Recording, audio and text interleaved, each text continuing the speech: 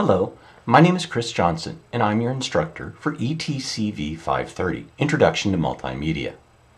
This short video will introduce you to the purpose of the course and also general layout, since I am going to be using Google Sites instead of Moodle. And so things will be laid out a little bit differently if you've taken a course from me before. So let's take a look at the projects that make up ETCV 530.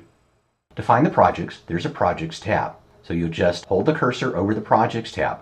If you click on the Projects tab, it will also take you to a page with a list of the projects. So I'm going to do that. Makes it a little bit easier than just looking at that pull-down menu. There are 9 projects that make up this class. 2 of them are what I call general projects, the reflection on the course, which you'll do at the end, and participating in the class, which has 2 components. One you'll do at the beginning, and the other I grade at the end, and that's basically your participation in the discussion forums. So the meat of the course is really in these 7 projects.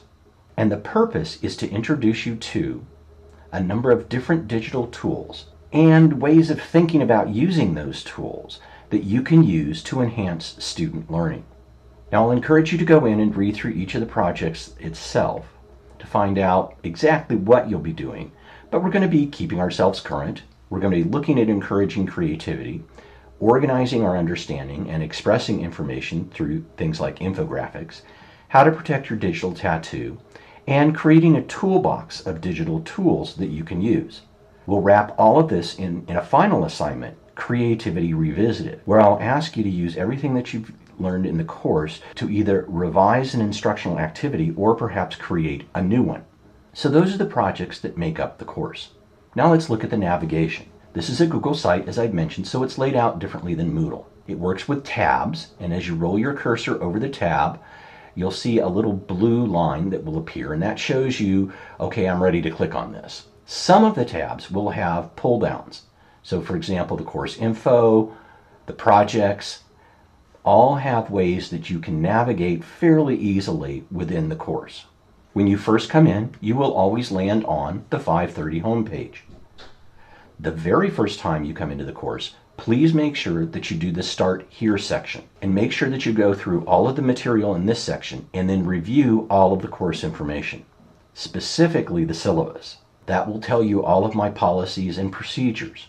Another thing that will be a little different in this course is we are using a different discussion tool. It's called Piazza. Now, I'll be sending out a separate video on how to do posting in Piazza because it's different than the discussion forums you may have found in other learning management systems.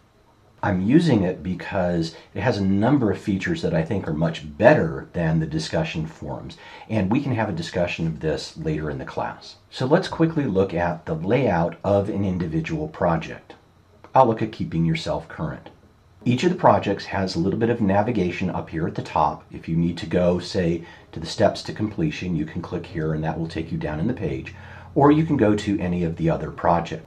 Each project starts with a purpose and the learning objectives, the due dates, and you'll notice that this particular assignment has 2 different dates. One you do an initial posting, and the second you do a reflection.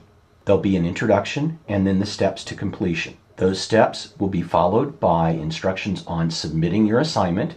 You'll either be posting things in Piazza forums or you'll be posting them in a Google Drive. The required elements describe what is required of you in terms of this project.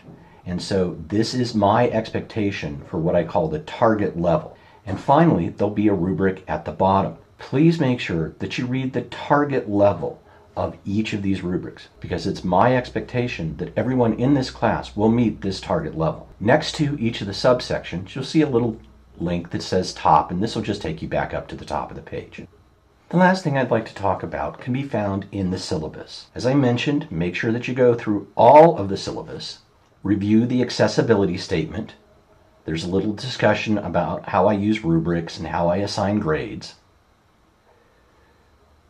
But I want to point out my extra credit assignment. It's called Turnabout is Fair Play. Since I grade you for spelling and grammar in your writing, I think it's only fair that you can grade me as well. So if you find an error in any of my official class communications, such as anything you find in this site or an official email, now if it's a quick dashed off email in response to you, I'm not responsible for that, and I'm definitely not responsible for anything that comes off of my iPhone or my iPad. But if you find a grammar error, please go ahead and email it to me, and you get 0.25 extra credit points. Up to about 5 points is the total that I give. And you have to be the first person to email it to me.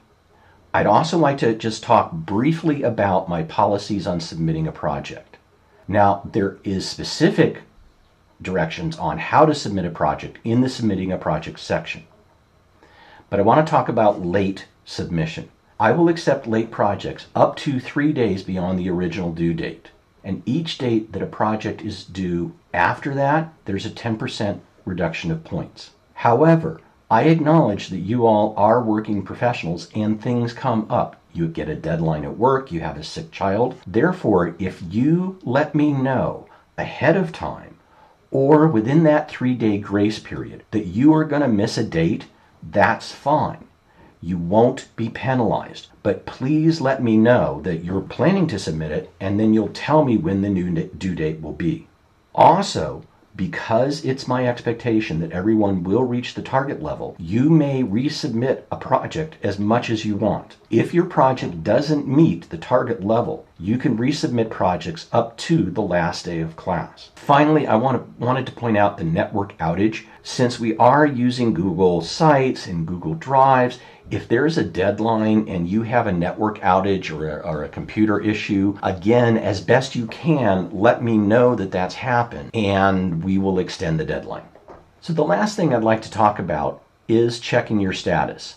Instead of a built-in gradebook, which I don't have in Google Sites, I'm going to be using Google Docs to track your status. So what will happen is in about a week, I will share with you a Google spreadsheet, and this will have all of your projects, and I will indicate by an R if I've received your project and G if it's been graded. And then if it's graded, you'll see the points that you will receive. The one thing I want to say about this, though, is that since it's a spreadsheet, I can't get all of the functionality of a gradebook. I am still looking for an alternative gradebook. So don't worry if, for example, you see an assignment that says you have an E on it because you've only got 3 points and the rest of it is blank. This happens a lot when, say, I'm having you comment on someone else's work and I've graded the comments, but I haven't graded the main work. So if you see something that concerns you in this spreadsheet, just let me know and we'll take care of it. So thank you for joining me in ETCV 530. I look forward to working with all of you.